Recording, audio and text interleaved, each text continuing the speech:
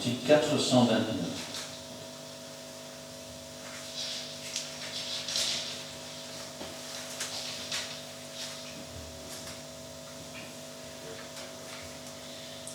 Trois, 12. Ma voix est vivante en un Dieu vivant, mon cœur a trouvé le bonheur. Mon âme ravie triomphe en voyant le ciel où m'attend le Seigneur. Oh, quelle assurance, quel divin repos, de tout confier à mon Dieu, car il est vivant, il reviendra bientôt, et je le verrai de mes yeux. Ma foi est vivante en un Dieu vivant, c'est le bouclier du soldat. Lorsqu'à mon Seigneur je suis obéissant, je triompherai au combat. Oh, quelle assurance, quel divin repos, de tout confier à mon Dieu, car il est vivant, il reviendra bientôt, et je le verrai de mes yeux. Ma foi est vivante en un Dieu vivant, et je voguerai droit au port.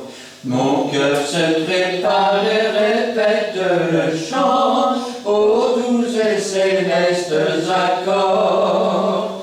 Oh, quelle assurance, quel divin repos, de tout confier à mon Dieu, car il est vivant, il reviendra bientôt, et je le verrai de mes yeux. Ma foi est vivante en un Dieu vivant, la porte du ciel s'ouvrira. Au nom de Jésus qui a versé son sang, je t'invite, il te sauvera. Oh, quelle assurance, quel divin repos, de tout confier à mon Dieu, car il est vivant, il reviendra bientôt, et je le verrai de mes yeux. Le 523.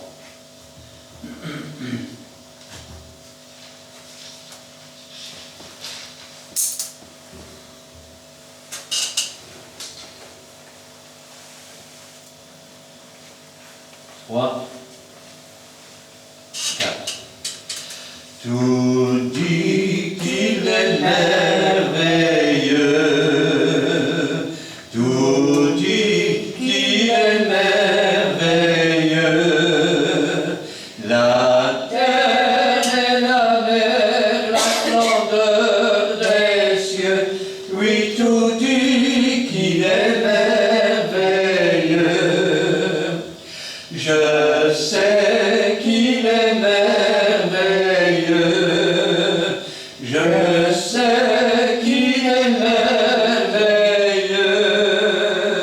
Il me console, il me rend heureux, oui, tout dit qu'il est merveilleux. Amen. Amen. Et enfin, le 478.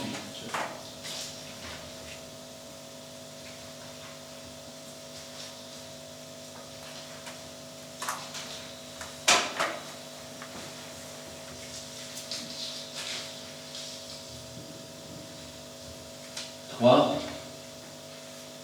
quatre.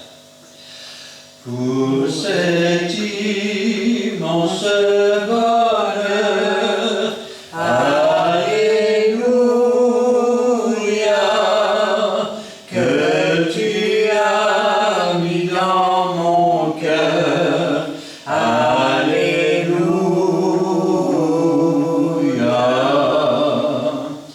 Je veux te louer, Seigneur, alléluia.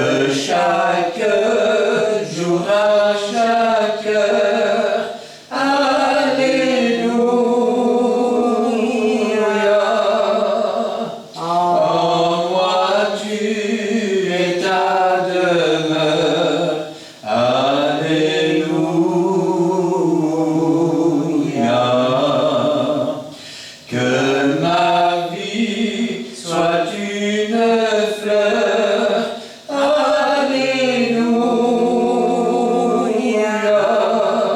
Un parfum pour toi, Seigneur. Alléluia.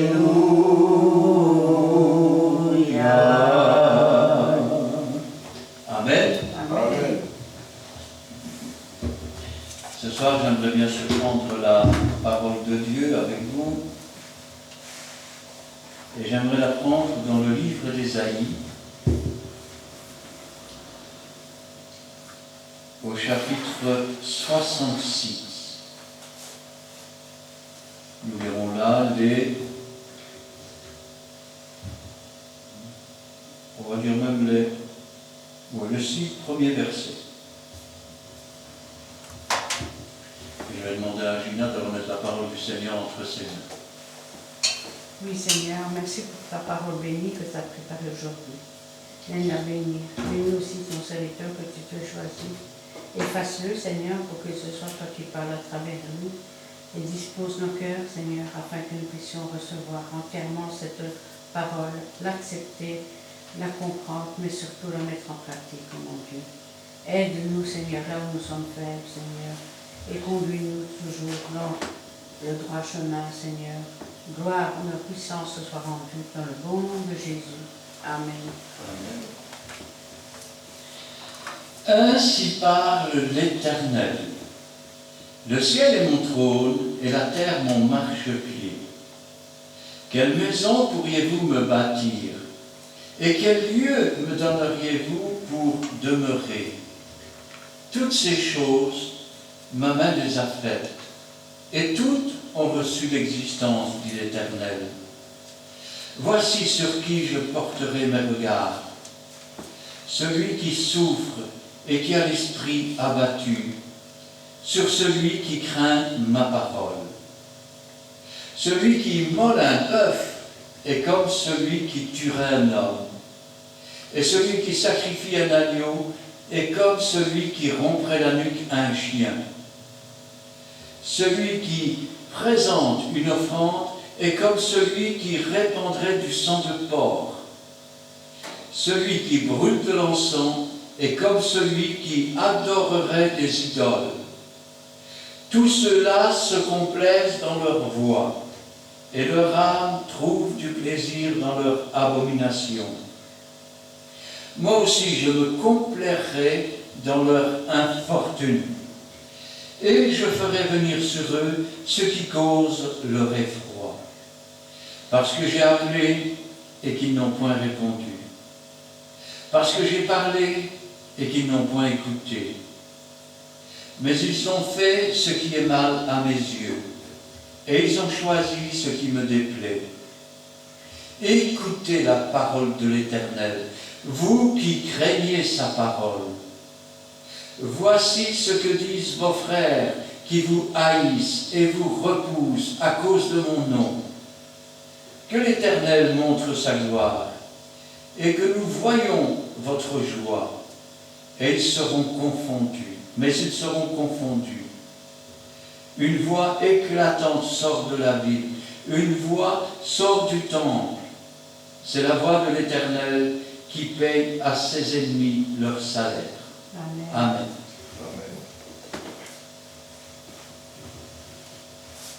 Ésaïe est un prophète qui a vécu vers l'an -750 de notre ère. Ésaïe est quelqu'un qui a prophétisé sur beaucoup de choses. Par exemple, sur la venue de Christ, qui a cru dans les paroles de l'Éternel, qui a reconnu le bras de l'Éternel. Parlant de Jésus, il dira, il s'est élevé une faible plante, un rejeton qui sort d'une terre desséchée. Nous l'avons considéré comme puni, frappé de Dieu. Cependant, il portait nos iniquités. Quand il parle, par exemple, du retour d'Israël dans son pays, il ne faut pas aller bien loin, verset 7, avant d'éprouver les douleurs, elle a enfanté, avant que les souffrances lui viennent, elle a donné naissance à un fils. Qui jamais entendu pareille chose? Qui a jamais vu rien de semblable? Un pays peut-il naître en un jour? Ce jour-là, les signatures ont été faites et en un jour, Israël qui était dispersé est redevenu un pays. 750 ans avant, ce prophète annonçait ces choses. Et regardez ce qu'il nous dit. La première phrase, c'est la phrase du prophète. Il ne s'attribue pas les paroles. Il ouvre sa bouche et Dieu la remplit. Et quand Dieu la remplit, il commence par présenter celui d'où viennent les paroles. C'est souvent de cette manière que les prophètes commencent leur discours. Ainsi parle l'Éternel. Alors, première chose, j'avertis tous les faux prophètes. Vous ouvrez la bouche pour dire ainsi parle l'Éternel quand l'Éternel n'a point parlé. À quoi qu'on attrapons un faux prophète, quand ce que le prophète a dit n'arrivera pas, c'est un faux prophète. N'ayez pas peur de lui, il sera puni de mort. Et qu'est-ce qu'il dit? Le ciel est mon trône. Alors quand on parle du ciel, nous pensons souvent, je vais dire, aux nuages. Paul, quand il fait cette expérience d'être sorti de son corps, quand il dit « était-ce dans son corps, était-ce hors de son corps, je ne sais, je fus ravi au troisième ciel ». Alors le premier ciel, bien sûr, c'est les nuages, le deuxième, c'est les étoiles, et le troisième, c'est une dimension autre que celle dans laquelle nous sommes quelque part prisonniers sans le Saint-Esprit. Parce qu'avec le Saint-Esprit, Dieu nous dit que nous sommes déjà assis dans les lieux célestes avec Jésus, dans la dimension. Et quant à savoir où se trouve le paradis, où se trouve le ciel, Jésus lui-même a dit, si on vous dit il est ici ou il est là, n'y allez pas, le royaume des cieux est au milieu de vous. Alors, le ciel est mon trône, et la terre mon marchepied. Ainsi, Jésus est celui qui a marché sur la terre. Cette terre a servi de marchepied à Dieu. Je ne sais pas si vous imaginez, il est plus qu'un homme, il est Dieu le Fils. Et il nous a fait l'honneur de marcher sur la terre des pécheurs. Rappelez-vous qu'Adam et Ève, parce qu'on ne se rend pas toujours bien compte de cela, mais Adam et Ève vivaient dans le paradis. Les animaux vivaient sur la terre. Et lorsque l'homme a péché, il a été précipité hors du paradis. L'entrée en a été gardée et Adam et Ève ont vécu dans la dimension physique de la terre. Et donc, Jésus, qui est Dieu le Fils, a quitté cet espace qu'on appelle le troisième ciel pour marcher sur cette terre, au milieu des hommes pécheurs, au milieu des pauvres, au milieu des affligés. La terre a servi à Dieu le Fils pour marcher à pied. C'est quelque chose de formidable. Vous vous rendez compte qu'il y a des gens qui font des kilomètres parfois pour aller voir une vedette. Il y en a qui font des déplacements jusqu'à Bruxelles pour aller voir le roi qui sort de chez lui. Il y en a qui font des kilomètres pour aller voir, par exemple, à Cannes, quand on décerne les prix pour des films. Il y en a qui donneront des milliers d'euros pour aller voir une vedette de football. Mais on nous parle ici du Créateur de toutes choses. Et la terre lui a servi de marchepied. Et il a marché sur cette terre, en simple homme de douleur. Il pose maintenant la question. quelle maison pourriez-vous me bâtir? Et quel lieu me donneriez-vous pour demeure? Voilà une bonne question. Réfléchissez. Quand vous parlez de l'endroit où vous vous rassemblez, vous dites, nous allons au temple, ou je vais dans mon église, et puis dans mon église, il y a mon pasteur, et puis il y a mes frères, et il y a mes sœurs. Et Dieu dit, quelle maison pourriez-vous me bâtir? Toutes ces choses, c'est lui qui les a faites. Souvent, quand on parle de la dîme dans les églises, qu'est-ce qu'on vous dit? Je fais une petite parenthèse. On vous dit, vous devez donner la 10e partie de vos revenus à l'église. Et on ne comprend pas le sens des Écritures. Quand Dieu a parlé de la dîme, pourquoi a-t-il parlé de la dîme? C'est un peu comme quand il a parlé, je vais dire, du Shabbat, du jour de repos. Est-ce que le Shabbat a été fait pour l'homme ou l'homme pour le Shabbat? Ou le jour de repos a-t-il été fait pour l'homme ou l'homme pour le jour de repos? Alors, l'homme a-t-il été fait pour la dîme ou la dîme pour l'homme? La dîme, c'est la manière ou la façon dont l'être humain considère que tout lui vient de Dieu. Et que donc, c'est un peu comme une reconnaissance envers Dieu. Et quand l'on reconnaît que tout nous vient de Dieu, alors on a fait un grand pas spirituel, à condition que ce soit pour cela, pas pour être vu des hommes, à condition que ce ne soit pas non plus, je vais dire, pour faire son petit devoir, mais réellement parce qu'on croit que tout nous vient de Dieu. Et quand on croit que tout nous vient de Dieu, ben, qu'est-ce que j'ai? Je n'ai que ce que Dieu va mettre à ma disposition. Et s'il le met à ma disposition, ce n'est que pour un temps. Ce qui veut dire qu'aujourd'hui, il met ceci à ma disposition et demain, il décide de ne plus le mettre. C'est son droit. Rappelez-vous ce qu'a dit Job. L'Éternel a donné, l'Éternel a repris, que le nom de l'Éternel soit béni. Il reconnaissait que tout lui venait de Dieu. C'est Dieu qui lui avait donné, et si tout lui avait été retiré, c'est que Dieu l'avait permis. Que son nom soit béni. Non pas en se plaignant, en disant « Mais Dieu m'a retiré ça maintenant ». Non. En remerciant Dieu pour le temps où il nous l'a donné. Quelle maison pourriez-vous me bâtir? Quel lieu me donneriez-vous pour demeure? Voilà, il parle toujours de bâtiment, il parle d'un lieu. Qu'est-ce que vous pourriez donner? Regardez ce qu'il dit. Toutes ces choses, ma main les a faites, et toutes ont reçu l'existence du Éternel. Ça veut dire qu'elles n'existaient pas et que Dieu a fait exister ces choses. Alors, qu'est-ce que je pourrais lui donner?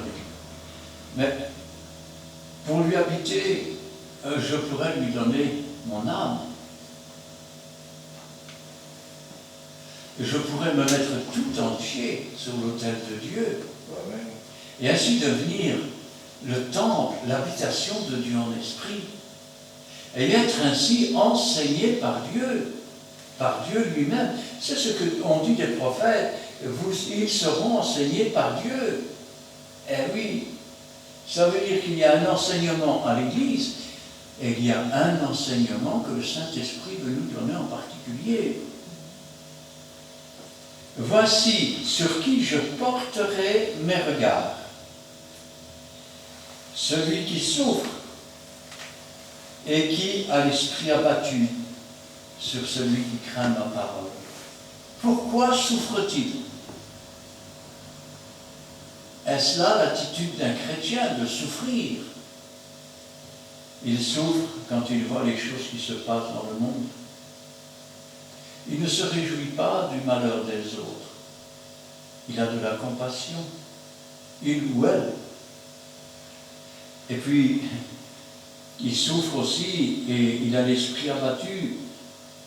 Quand la parole de Dieu lui montre une chose qui ne plaît pas à Dieu et qu'il se rend compte que ces choses, il les a faites. Et il veut en être délivré. C'est un combat, c'est une lutte de chaque jour. Il a l'esprit abattu, mais il craint la parole de Dieu. Regardez ce que nous dit l'apôtre Paul aux Épîtres aux Romains, chapitre 12. Je vous exhorte donc, frères, par les compassions de Dieu, à offrir vos corps comme un sacrifice vivant, saint, agréable à Dieu, ce qui sera de votre part un culte raisonnable. Ne vous conformez pas au siècle présent, mais soyez transformés par le renouvellement de l'intelligence, afin que vous discerniez quelle est la volonté de Dieu, ce qui est bon, agréable et parfait. L'apôtre Paul, parfois aussi, était dans cet état de tristesse, dans cet état d'abattement. Rappelez-vous qu'est-ce qu'il dit. Misérable que je suis, je fais le mal que je ne veux pas et je ne fais pas le bien que je voudrais. C'est aussi, je vais dire, un cas de souffrance. Quand il pense au peuple d'Israël, qu'est-ce qu'il dit? Il dit, je voudrais être anathème pour être au milieu de mon peuple. Eh oui. Parce que en Christ, je suis séparé de ce peuple qui ne veut pas ni de Jésus, ni de Dieu, ni de sa parole.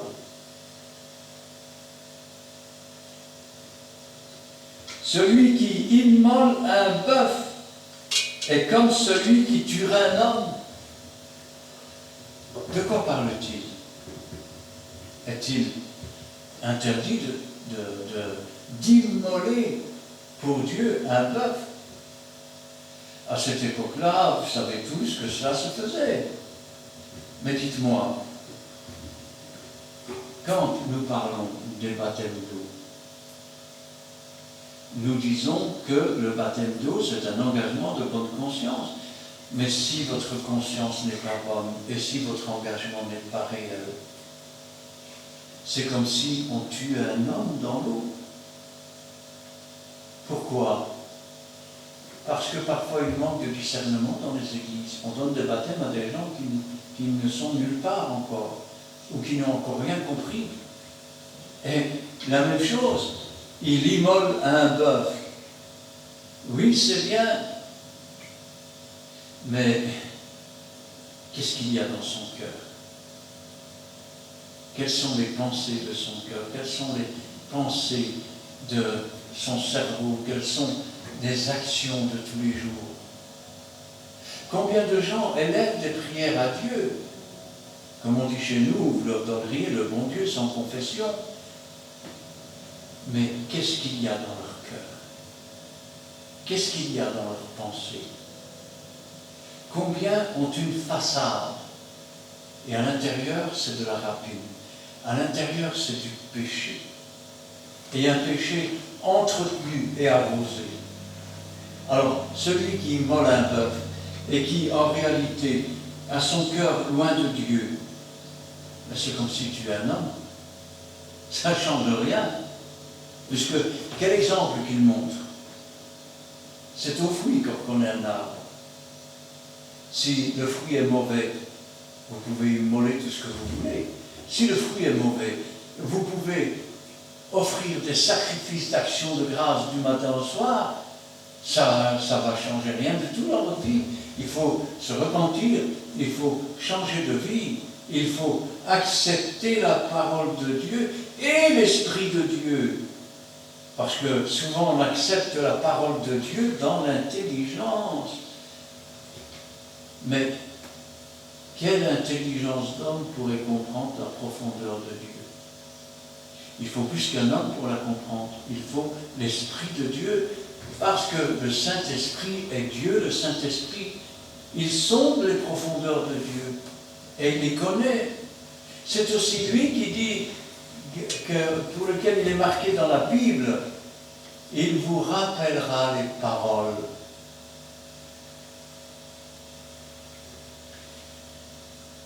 Celui qui immole un bœuf est comme celui qui tuerait un homme. Prenons l'équivalence d'un bœuf aujourd'hui. C'est comme si je disais, celui qui casse un tracteur pour Dieu, ben, il tue un homme puisqu'il ne mangera pas. Il n'y a plus de bœuf pour tirer. Et puis le bœuf, c'est aussi un symbole. Rappelez-vous ce qui est marqué. Tu n'emmuselleras pas le bœuf qui moud le grain. Pourquoi tu immoles le bœuf? Pour qu'il ne moud plus le grain? Pour que la farine ne soit pas pure? Pour que la parole de Dieu soit empreinte de poussière, de saleté? Ne sais-tu pas qu'une mouche infecte toute l'huile et qu'un peu de levain fait lever toute la pâte? Ce qui est bien aussi, c'est que parfois, et je l'ai déjà remarqué aussi dans les alliances d'église, on met un bœuf et un âne à la même charrue. Vous savez ce qui se passe quand on met un bœuf et un âne à la même charrue? C'est comme si vous mettiez d'un côté, sur un traîneau, vous mettez un Saint-Bernard à droite et vous mettez un Yorkshire à gauche. Mais quand ils vont tirer, ils vont tourner en rond. Hein. Eh bien, c'est la même chose. D'autant que l'âne connaît son maître, le bœuf connaît son endroit pour dormir. Et Israël ne connaît rien. C'est marqué dans la Bible. Et quand on parle d'Israël, moi j'aime parler de l'Israël spirituel, celle qui se dit spirituelle et qui ne l'est pas. Elle se fait appeler Israël, mais en réalité, on pourrait l'appeler Babel. Parce que les véritables enfants de Dieu, il y a longtemps qu'ils ont compris qu'on ne se moque pas de Dieu. Ils ont compris que Dieu nous voit à chaque seconde de notre vie. Vous voulez dire qu'il me voit quand je suis au cabinet ou quand je suis dans ma baignoire? Ben oui. Vous voulez dire que quand je suis avec ma femme ou quand je suis avec mon homme, vous voulez dire qu'il me voit? Ben oui. Tout est nu et découvert devant Dieu. Vous pouvez toujours paraître devant les hommes, mais devant Dieu, rien n'est caché. Rien n'est caché. C'est pour ça qu'il envoie son prophète. Pour fortifier, je vais dire, et encourager ceux qui font le vrai culte de Dieu, et puis pour prévenir tous les imposteurs et tous ceux qui sont quelque part, je vais dire, nonchalants de ce qui les attend. Celui qui sacrifie un agneau est comme celui qui romprait la nuque à un chien. Waouh! En général, quand on sacrifie un agneau, un bœuf ou quoi, ben, c'est pourquoi? C'est pour couvrir les péchés, avec le sang des animaux. Mais à quoi sert-il de demander à Dieu de couvrir un péché quand on sait qu'on ne va pas l'abandonner, quand on sait qu'on va continuer? Ben, au lieu de dire non, je n'immolerai pas l'animal, maintenant repens-toi et change de vie, eh bien non, on immole l'animal. Donc c'est comme si on brisait la nuque du chien, de celui qui est retourné en arrière. Il ne faut pas avoir peur de leur dire non, mon ami, c'est pas comme ça que ça marche avec Dieu, repens-toi et change de vie. Tu me demandes de prier pour toi. D'accord, je veux bien prier pour toi, mais avant d'offrir des sacrifices à Dieu pour toi, qu'est-ce que toi tu comptes faire? On déresponsabilise les gens aujourd'hui. On les déresponsabilise. Ça veut dire, c'est un peu comme dans le monde. Hein?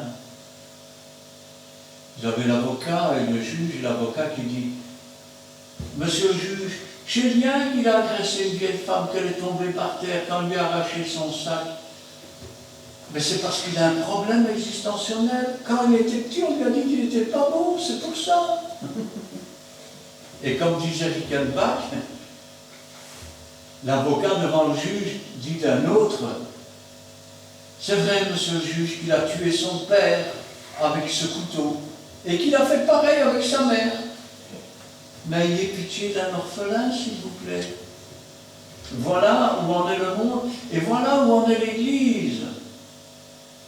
Frère, je suis triste parce que je continue à pécher et repens-toi et change de vie.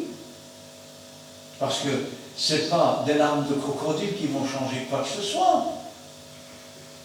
Il faut aussi que tu fasses ta part. Vous savez, ce qui sort de la bouche de quelqu'un n'est pas forcément ce qu'il pense et ce qu'il est réellement. L'homme est d'ailleurs, je veux dire, le seul sur la terre qui est capable de sourire à quelqu'un d'autre et de le poignarder quand il se retourne. Approchez-vous d'un chien. Quand il n'est pas content, il vous montre des grands dents. Il ne fait pas semblant. Insistez et vous allez voir ce qui va se passer. Quand je pense à ça, je me dis, Seigneur, ainsi certains encouragent. Tu aimes Dieu de tout ton cœur? Oui. Alors t'en fais pas, on ira tous au paradis. Demande pardon Seigneur et remercie-le pour sa bonté. Et ça devient des vaines redites. C'est comme ces gens qui s'amènent dans une petite gaillole. Déjà, il est marqué dans la Bible, confessez vos péchés à Dieu. Pas à un homme en long croupe. Et puis vous entrez dans cette gaillole et la première phrase, bénissez-moi mon Père parce que j'ai péché. Vous devriez dire plutôt, disputez-moi, engueulez-moi parce que j'ai péché. Et dites-moi la vérité. Le salaire du péché, c'est la mort. Et si tu ne te repens pas, si tu ne changes pas, tu vas mourir. Tourne-toi vers Dieu, implore-le, pleure s'il faut. Et que comme il est dit ici, que tu sois en souffrance, que ton esprit s'abatte. Pourquoi? Parce que tu crains la parole de Dieu. Et craindre la parole de Dieu, ça ne veut pas dire craindre la punition. Ça veut dire en réponse à son amour, craindre de lui déplaire. Tout simplement. Comme une fiancée a peur de déplaire à son fiancé, parce qu'elle y tient. Celui qui présente une offrande est comme celui qui répandrait du sang de porc. On parle de juifs ici, hein. Le juif ne peut pas manger de porc. On sait que le fils prodigue gardait les pourceaux, quelle honte pour un juif, puisque c'est considéré comme un animal impur, et ça l'est toujours au peuple de juifs. Alors, celui qui brûle de l'encens est comme celui qui adorerait des idoles.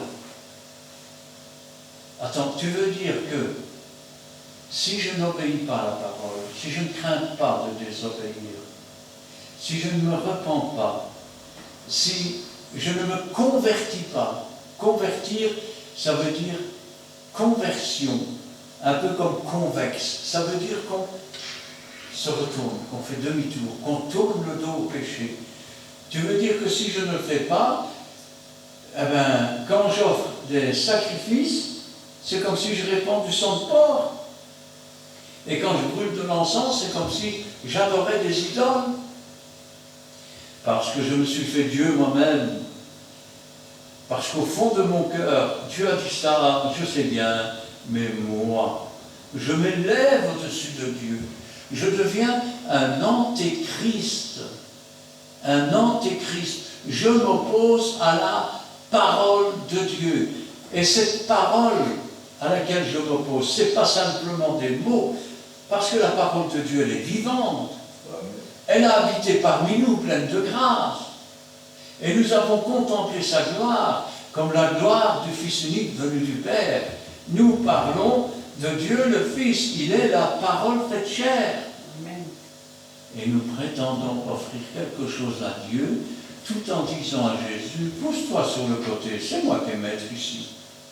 Eh bien, c'est de l'idolâtrie, c'est du sang impur, c'est du sang de porc.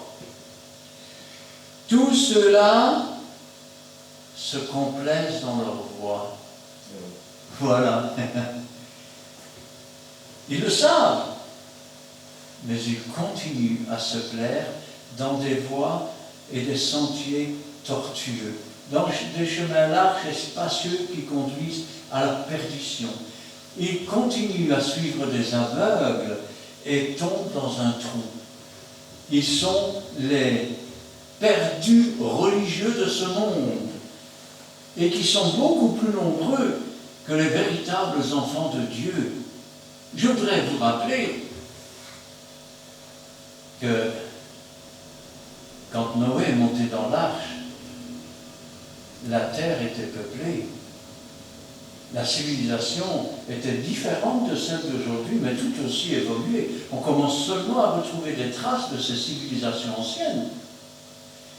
Or, il n'était que 8 dans l'arche. Jésus dira, il y a beaucoup d'appelés, il y a peu d'élus. Large et spacieux le chemin de la perdition, beaucoup sont ceux qui le prennent. Étroit et resserré le chemin de la vie, peu sont ceux qui le prennent. Rappelez-vous les paroles du prophète, lorsque Jésus-Christ va venir et qu'il va revenir, il restera comme un grappillage. Vous savez ce que c'est que le grappillage? Eh bien, c'est après que la récolte est faite, il ne reste plus que ce qu'on ramasse qui reste derrière. Le grappillage. Voilà ce qui restera. Jésus lui-même a posé la question à toutes les personnes qui se disent chrétiennes ou qui se disent enfants de Dieu. Trouverai-je la foi lorsque je reviendrai? Et s'il coupe le fil de ta vie aujourd'hui, a-t-il trouvé la foi? Ou a-t-il trouvé le mensonge? A-t-il trouvé la religion? A-t-il trouvé l'hypocrisie? Si Jésus revenait aujourd'hui dans beaucoup d'églises, on le jetterait dehors. Eh oui. Et si Jean-Baptiste revenait aujourd'hui et voit ce qui se passe parfois dans certaines églises, il dirait comme autrefois, race de vipères, bande de serpents, qui vous a appris à échapper à la colère qui est à venir, porter du fruit de la repentance.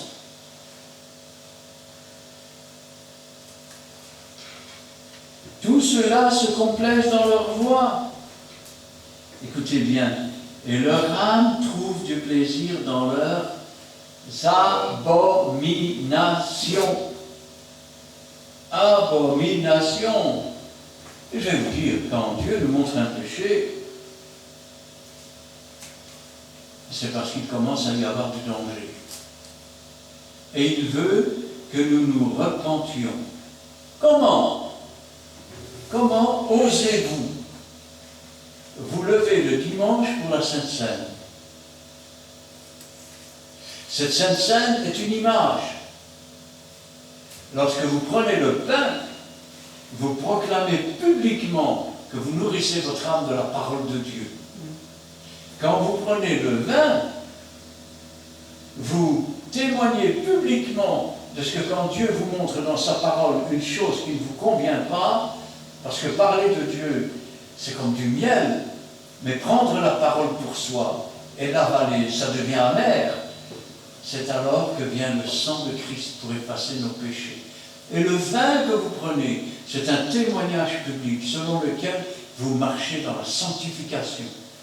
Vous vous levez pour prendre la Sainte Seine et vous ne vous sanctifiez pas. C'est de l'idolâtrie. On ne peut pas boire à la coupe du Seigneur et à la coupe des démons. Et c'est ce que beaucoup font aujourd'hui.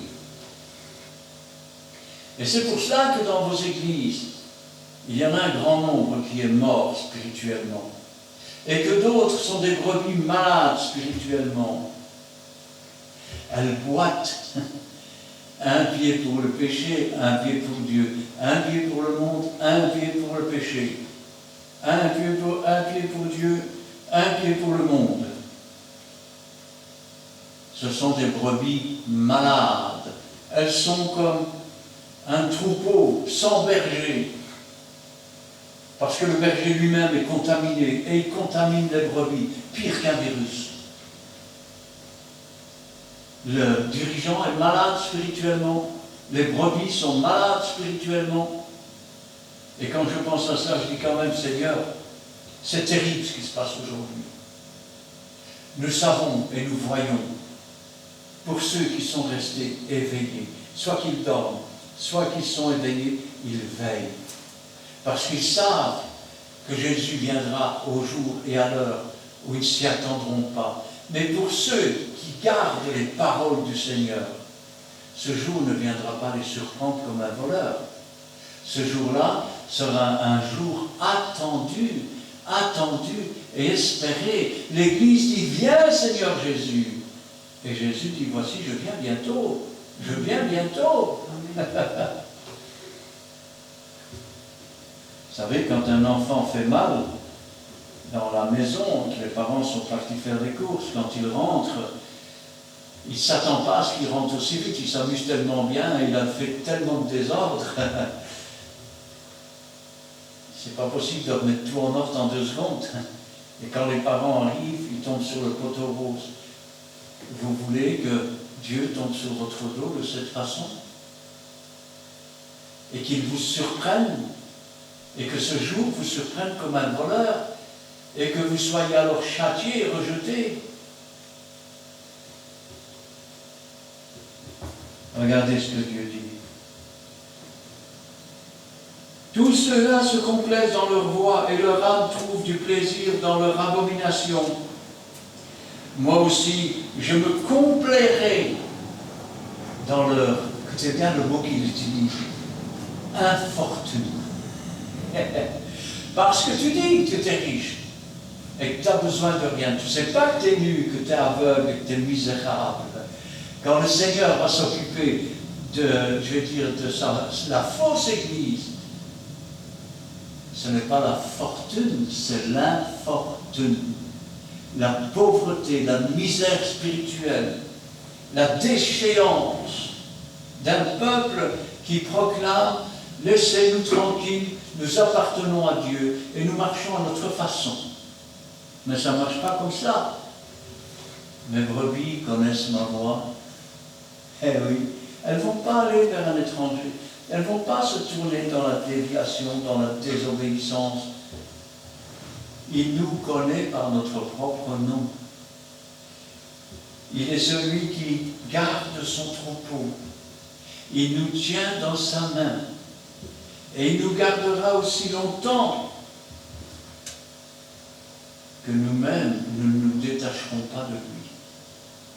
Car ce n'est pas lui qui s'est écarté de nous. C'est le peuple qui s'écarte de Dieu. C'est les pasteurs qui s'écartent de la parole et de la doctrine de Dieu. Aujourd'hui, je dirais, béni soit Dieu pour tous ceux qui n'ont pas fléchi les genoux. Béni soit Dieu pour ceux qui ont la crainte de la parole de Dieu. Béni soit Dieu pour ceux qui vivent l'Évangile. Mais le vrai, pas celui du monde, celui de Dieu. Moi aussi je me complairai dans leur infortune, et je ferai venir sur eux ceux qui causent leur effroi. Qu'est-ce que l'effroi? L'effroi, c'est quand il arrive quelque chose de tellement subite, de tellement énorme, que vous en êtes. Vos 2 jambes sont coupées. Vous êtes là comme, c'est pas possible, chose pareille. Je ferai venir l'effroi sur eux. Je ferai venir, je vais traduire avec un autre mot, je ferai venir l'épouvantable. L'épouvantable. Et tu vas commencer à courir sans être poursuivi par qui que ce soit. Et tu vas être effrayé alors qu'il n'y a aucune raison d'être effrayé. Beaucoup aujourd'hui sont déjà effrayés par la situation du monde. Paix, mes brebis. Je vous donne ma paix. Je vous laisse ma paix. Je ne vous donne pas comme le monde. Je ne vous donne pas, il aurait pu dire, je ne vous donne pas comme la religion. Je ne vous donne pas comme les hypocrites. je vous donne le vrai pain de vie, le pain qui est descendu du ciel. Et pourquoi vont-ils être jetés dans le froid? Parce que j'ai appelé et qu'ils n'ont pas répondu. Wow! C'est possible ça? Oui. Voici, je me tiens à la porte et je frappe à la porte de ton cœur. Si quelqu'un entend ma voix et ouvre, j'entrerai avec lui. Je souperai avec lui et il soupera avec moi. Une communion parfaite, dans une nourriture parfaite. La chair du Christ est vraiment une nourriture et son sang est vraiment un breuvage. Et les paroles qui ont été dites sont esprit et vie. Eh oui. Mais au lieu de ça, quand il a appelé, vous n'avez pas répondu. Quand il a frappé, vous avez laissé Dieu le Fils dehors comme un mendiant frappant à votre porte.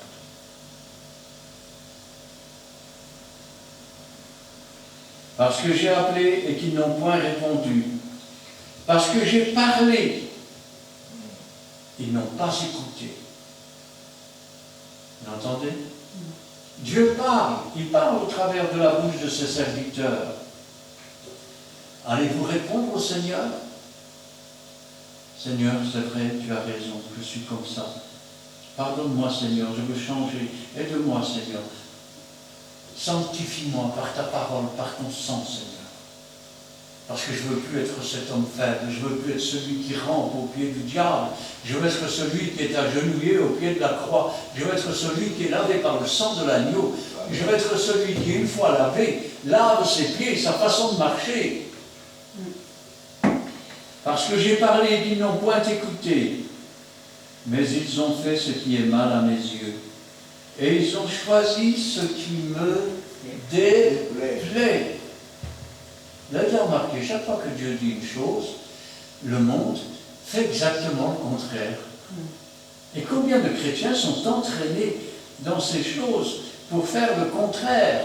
Vous voyez, je ne m'adresse pas aux païens parce que ceux qui ne connaissent pas Dieu, il n'y a aucune condamnation. Dans la mesure où Dieu ne tient pas compte des temps d'ignorance. On parle ici de gens qui ont été appelés. On parle de gens chez qui Dieu a frappé à la porte. On parle de gens qui ont entendu la parole de Dieu, qui l'ont reçue et qui en ont fait rien du tout parfois. Ou pas grand-chose. Ils ont choisi ce qui déplaît à Dieu. Et écoutez la parole de l'Éternel, vous qui craignez sa parole, vous qui n'avez pas fléchi les genoux, vous qui ne vous êtes pas agenouillés devant la posture, vous qui n'avez pas faibli devant les inventions du monde, soi-disant spirituelles, et qui n'ont d'autre but que de détruire les enfants de Dieu. Écoutez la parole de Dieu, vous qui craignez de déplaire à Dieu, vous qui avez l'amour de Dieu dans votre cœur et qui voulez faire ce qui plaît à Dieu, afin d'être des enfants véritables, obéissants. Voici ma mère, mes frères et mes sœurs, ce sont ceux qui écoutent la parole de Dieu. Ils craignent de faire des choses qui déplaisent et qui la mettent en pratique. Voici ce que disent vos frères qui vous haïssent. Vous voyez, on ne parle pas d'étrangers ici. On parle de gens qui s'introduisent dans les églises. On parle de gens qui n'ont rien à faire de Dieu. On parle de gens qui n'ont rien à faire de la doctrine de Dieu. Ils se moquent de Dieu. Et quand ils ont affaire à un enfant de Dieu, ce sont les premiers persécuteurs. Ce sont les premiers persécuteurs. Rappelez-vous dans la Bible ce que dit la prophétie au sujet de Jésus. Quand on te demandera d'où viennent ces blessures dans tes mains, il répondra, ce sont ceux de ma maison. C'est l'apôtre Judas qui a vendu Jésus. Eh oui, ce sont des Juifs qui se dressaient contre Moïse tout le long du chemin. Voici ce que disent vos frères qui vous haïssent et vous repoussent. Il y a des églises où les véritables enfants de Dieu sont repoussés. Pourquoi? Parce qu'ils tourmentent. Ils tourmentent comme de véritables prophètes.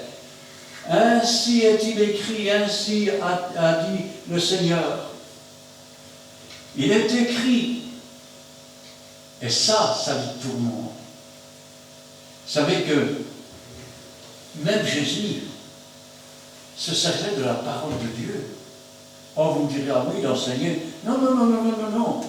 Quand le diable vient et qu'il lui dit, si tu es le Fils de Dieu, il y a un doute là, si tu es, tu as quelque chose à prouver. Ordonne que ces pierres se changent en pain.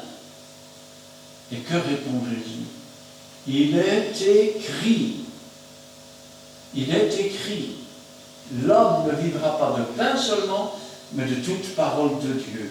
Vous entendez, vous qui prêchez l'évangile de la prospérité? L'homme ne vivra pas de pain seulement, mais de toute parole qui sort de la bouche de Dieu. Amen. Il est écrit, il vaut mieux une tartine de pain sec avec la paix qu'un gros beefsteak avec la guerre.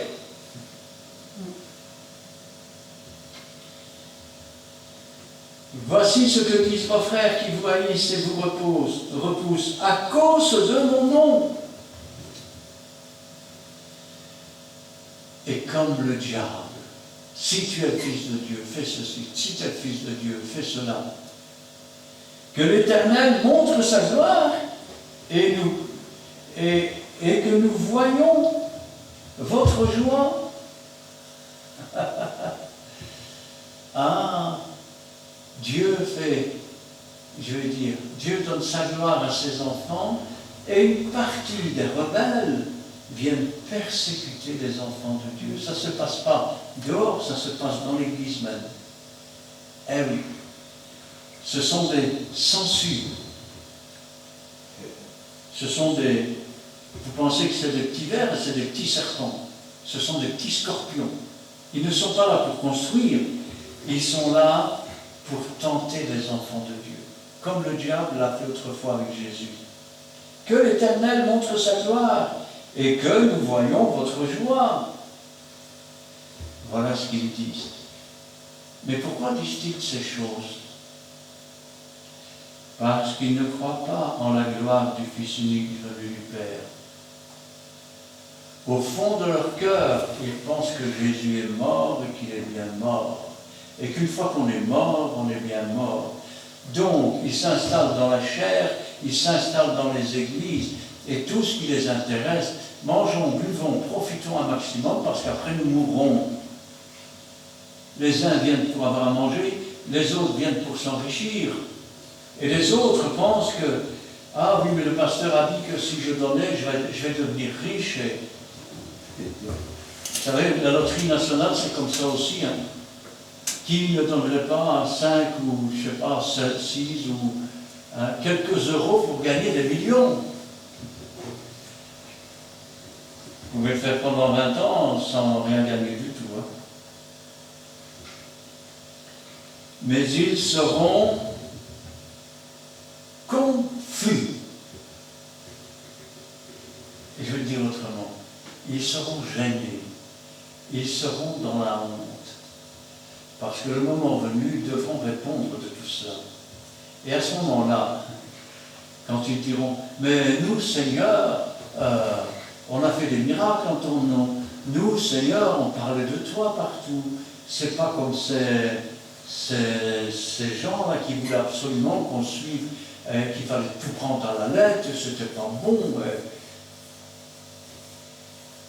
Et le Saint-Esprit, d'un seul coup, ils se sentiront confondus, ils se sentiront honteux, ils se sentiront coupables, sans rien à rétorquer.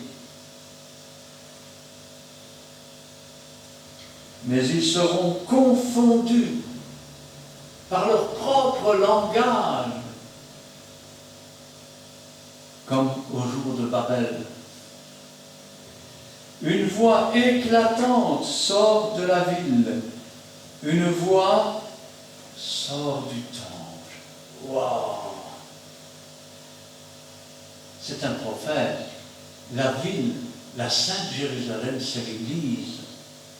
Et la voix éclatante qui sort de cette Sainte Jérusalem, c'est la voix de Dieu. Car il est écrit, ouvre ta bouche et je la remplirai. L'Église est comme un chandelier. Chacune des branches a un conduit et elle porte une lampe qui éclaire. Jésus a dit, vous êtes la lumière du monde. Elle est comme un buisson dans lequel le feu et la puissance de l'Éternel agit et se voit et se manifeste. De ce buisson sortent les paroles de Dieu pour quiconque veut les recevoir. C'est ce qu'il nous dit. Une voix éclatante sort de la ville. Une voix sort du temple, et vous êtes le temple, l'habitation de Dieu en esprit. C'est la voix de l'Éternel qui paye à ses ennemis leur salaire. Je l'ai déjà dit il n'y a pas longtemps. Mais attention, parce que nous entrons dans un temps spécial. Et les deux églises témoins, les deux oliviers, les deux chandeliers, vont bientôt se lever. Vous savez ce que ça veut dire? Ça veut dire que la voix de l'Éternel va rendre sa sentence. Comme le prophète dit un jour à Élisée, donne des ordres à ta maison parce que tu vas mourir et tu ne vivras plus. Il dit, ah bon, non, c'est pas ce que le prophète avait dit. Il avait dit, tu vas mourir. Mais il avait ajouté, et tu ne vivras plus. Tu ne vivras plus. Celui qui vit et croit en moi, dit Jésus, quand bien même il mourrait, il vivrait quand même. Amen. Mais là, Dieu lui parlait de ce que c'était fini, de ce qu'il avait été trop loin. Peut-être êtes-vous angoissé, peut-être dites-vous, moi aussi je suis allé trop loin. Il s'est mis à se repentir, il s'est mis à pleurer. Et le prophète n'était pas encore dans la cour, que Dieu lui a dit, retourne et dis-lui que je vais allonger ses jours d'autant d'années. Dieu est un Dieu de miséricorde. Et quand Dieu parle et quand Dieu prévient par ses prophètes, par ses pasteurs, par ses évangélistes, par, je vais dire, ses serviteurs, c'est qu'il y a encore une petite lueur d'espoir.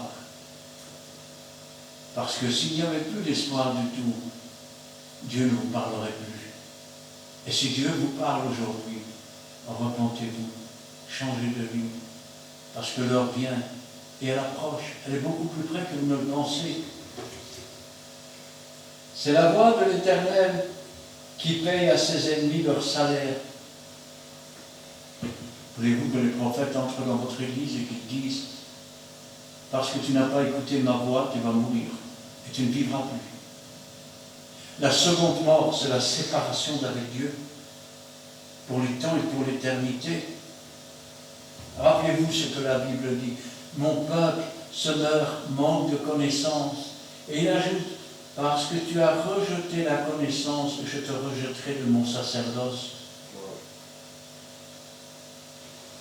Rappelez-vous les versets que nous avons lus avant sur la crucifixion de Jésus. Ça a été écrit 750 ans avant. Rappelez-vous sur la naissance d'un peuple en un jour. En un jour, Israël est né. Paf, après avoir été dispersé et détruit pendant plus de 2000 ans. Et vous croyez que cette parole ne s'accomplira pas? Si elle est dans ma bouche aujourd'hui, c'est qu'elle est beaucoup plus proche que vous ne le pensez. J'ai qu'un message pour vous. Repentez-vous, changez de vie. Tournez-vous vers Dieu, à notre Dieu qui ne se lasse pas de pardonner, à notre Dieu qui est un Dieu miséricordieux. Il ne veut pas que les hommes périssent. Ce qu'il veut, c'est qu'ils parviennent à la connaissance de la parole de Dieu. Et vous savez comment il appelle ceux qui sont parvenus à la connaissance de la parole de Dieu? Il les appelle Dieu avec un petit d. Eh oui, vous voulez être égal avec Dieu? ce n'est pas dans la désobéissance, ce n'est pas, je vais dire, dans la rébellion que vous pourrez être égal avec Dieu. Le diable a essayé, il a été précipité. Être égal avec Dieu, c'est possible. Dans l'obéissance, dans la soumission. Regardez Jésus. Soumis jour après jour au Saint-Esprit, aux directives et à la parole de Dieu. Jamais il n'a bronché d'aucune manière. C'est cela que Dieu veut pour nous. Un jour, quand nous marchons de cette façon, nous serons comme des anges dans le ciel. Mais si nous ne marchons pas de cette façon, nous serons comme des damnés dans ces jours des morts, où il y a des pleurs, des grincements de dents, où il y a des hurlements jour et nuit, et ce n'est qu'en attendant les temps ardents de feu. Tant qu'à faire, pour le peu d'années que nous avons à vivre, je pense que ce serait toujours mieux d'entrer dans le jardin de Dieu, dans la paix, dans la joie, en attendant la nouvelle cité, la cité céleste, celle que Dieu a préparée. Rappelez-vous ce que Jésus a dit. Il y a plusieurs demeures dans la maison de mon Père. Si cela n'était pas, je ne vous dirai pas. Je m'en vais vous préparer une place. Et lorsque je vous aurai préparé une place, je reviendrai, je vous prendrai avec moi. Parce que là où je suis, je veux que vous y soyez. Je veux que vous y soyez. Dieu a des projets de paix pour nous. Amen. Il n'y a pas des projets de malheur. Le malheur, on le cause dans la désobéissance, on le cause dans la résistance, on le cause dans l'opposition au Saint-Esprit, à la parole de Dieu. Toute la Bible nous dit que Dieu nous a aimés, que Jésus est venu non pour juger le monde, mais pour sauver le monde. Alors ne passe pas à côté. Parce qu'alors, tu auras beau dire, si j'avais su, ce sera trop tard. Amen. Amen. Amen. Nous allons prier. Éternel, notre Dieu, notre Père, nous te louons, nous te rendons grâce. Béni sois-tu, gloire à toi, louange te soit rendue. Ta parole est la vérité, ta parole est la vie. Elle nous parle, Seigneur, d'une Église et de chrétiens qui s'opposent à ta parole, qui ont abandonné tes voies. Quand tu as tendu tes bras d'amour, ils se sont retournés de l'autre côté. Quand tu as frappé à la porte, ils ne t'ont pas ouvert. Quand tu as parlé, ils ne t'ont pas écouté. Mais toi, Seigneur, si tu donnes ces paroles ce soir, c'est parce que il y en a encore qui pourraient recevoir la miséricorde de ceux qui n'ont pas encore été jusqu'au blasphème contre le Saint-Esprit. Et cela, Seigneur, tu veux les appeler, tu veux les ramener, parce que tu as donné ta vie entière pour eux. Tu as versé ton sang pour eux. Tes blessures témoignent de l'amour que tu as manifesté pour apporter la délivrance. Aussi, Seigneur, je veux te prier ce soir pour chacun d'eux, que ton Esprit Saint, Seigneur, convainque encore de péché, de justice, de jugement. Qu'ils puissent être amenés au pied de ta croix, Seigneur, et recevoir le pardon pour leurs péchés. Qu'ils puissent devenir des enfants de Dieu, et qu'un jour là-haut, nous puissions les revoir dans le ciel. Que ta volonté soit faite, Seigneur, et que toute la gloire t'en revienne. Gloire au Père, gloire au Fils, et gloire au Saint-Esprit. Amen. Amen. Tendre Père Céleste, merci Père Saint de nous avoir parlé avec ta parole. Merci Père Saint encore, parce que nous avons lu Père Saint Seigneur, nous avons préparé aussi. Soyez les puissants Père Saint. Nous voulons Père Saint encore être prudent Père Saint, si tu dois tirer notre offense. Oh Père Saint, si ta parole est prier pour nous te bénissons plus sanctifiant Père Saint. Et une Père Saint, l'estimant que tu as choisi, Seigneur, ce soir, aussi Père Saint, que nous voulons Père Saint te remettre tout notre problème au pied de ton chemin Père Saint, parce que tu as compris tout le temps. Et si la frontière de Jésus t'est accomplie, il n'y a plus rien accompli ici, ce n'est que toi seul le maître, parce que au-dessus de toi, personne ne fait ça. Et tu as dit dans le livre que tu ne gis pas toi-même, parce que au-dessus de toi, il n'y a pas de Dieu. C'est pour ça que fait ça. Donc, Dieu est comme ça fait ça encore pour les jours à venir, pour le projet de bonheur que tu as mis devant ton peuple, qui te craint, et devant ton peuple qui t'obéisse. Nous te sommes très reconnaissants. Bénis aussi, Père Seigneur, notre chemin de retour. Bénis aussi nos familles. Et nous voulons te recevoir de cette prière. Dans notre Seigneur, Seigneur Jésus-Christ. Amen. Amen. Oui, Seigneur, merci pour ta présence et ton amour. C'est vrai que nous étions abattus et esclaves du péché avant de te connaître. Mais un jour, tu nous as tendu une main secourable et tu nous avais sauvés dans le sang de l'agneau. Merci, Seigneur, pour cela, car sur la croix du Calvaire, tu as tout accompli pour chacun de nous. Merci, Seigneur, de nous avoir fait un enfant de Dieu, d'être appelé, Seigneur, enfant de Dieu, c'est un honneur que tu nous as fait. Merci pour cette parole que tu nous as laissée, ce trésor quotidien, cette foi que tu nous as donnée. Merci, Seigneur, car à travers ta parole, nous pouvons grandir en toi et pour toi et par toi. Et nous pouvons, Seigneur, apprendre, Seigneur, tout ce que tu nous demandes, Seigneur, tes préceptes, tes ordonnances, tes commandements, ta volonté. Et nous voulons, Seigneur, appliquer cela comme tu le désires et ne pas mettre, Seigneur, autre chose que toi, Seigneur, en premier. Sois le premier en toutes choses, Seigneur. Sois notre partage quotidien à chacun, car tu es tout, notre Dieu et notre Père. Ne permets pas, Seigneur, que nous tombions en tentation, mais arme-nous de force et de courage, afin, Seigneur, de marcher sur le chemin que tu as tracé pour chacun de nous. Afin, Seigneur, de ne pas tomber dans les pièges et les filets que l'ennemi peut nous tendre. Mais donne-nous, Seigneur, d'être debout, d'être persévérant, d'être ferme, Seigneur, dans le chemin, Seigneur, que tu as tracé pour nous. Et donne-nous, Seigneur, de faire ta volonté, Seigneur, dans toutes les circonstances de la vie qui se présentent à nous, qu'elles soient bonnes ou mauvaises.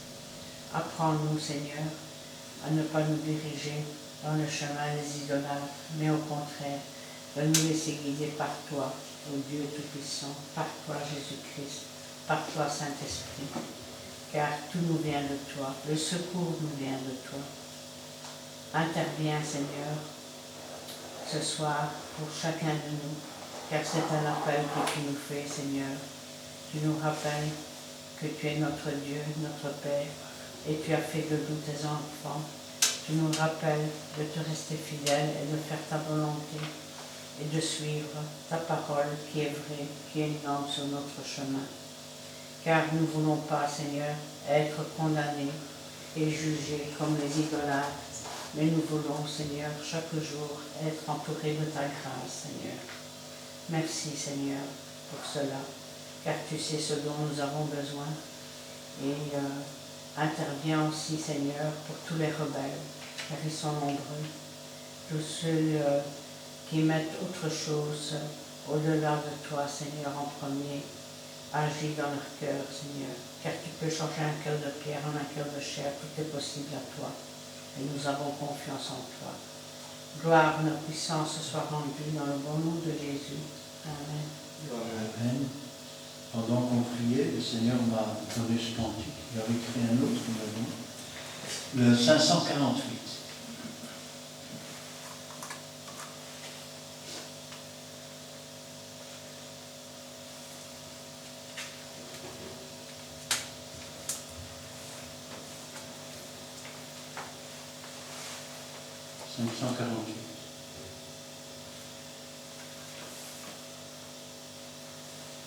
Six, 48.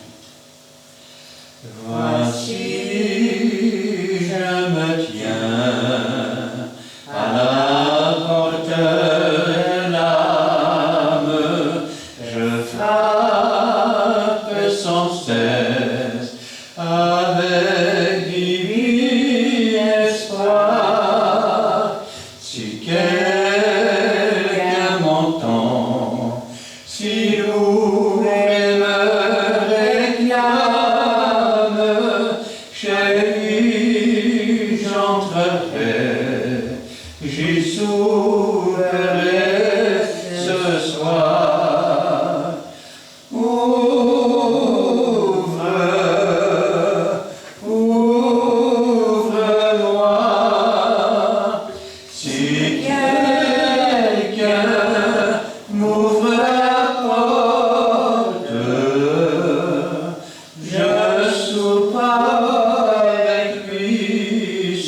soir.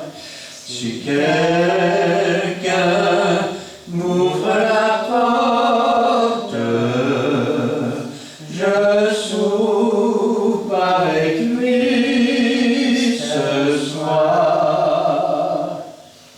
Je frappe au matin, quand toute la nature nous parle d'un Père tendre et tout-puissant.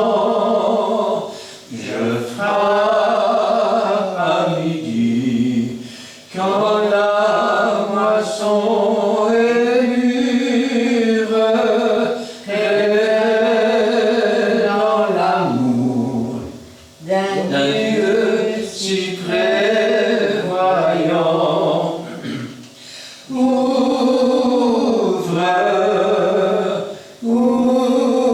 Ouvre-moi, si quelqu'un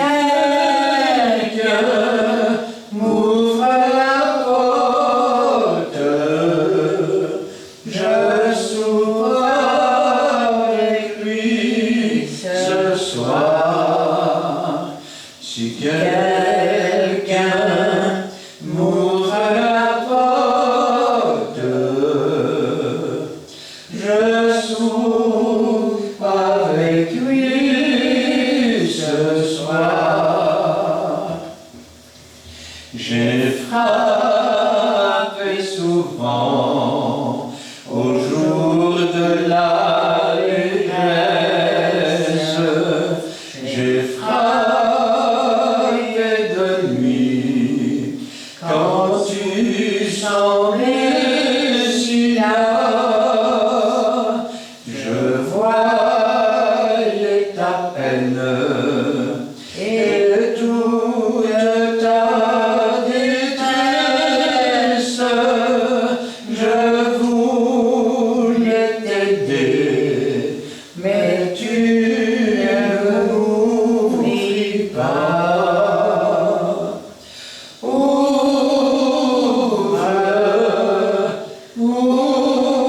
Ouvre-moi,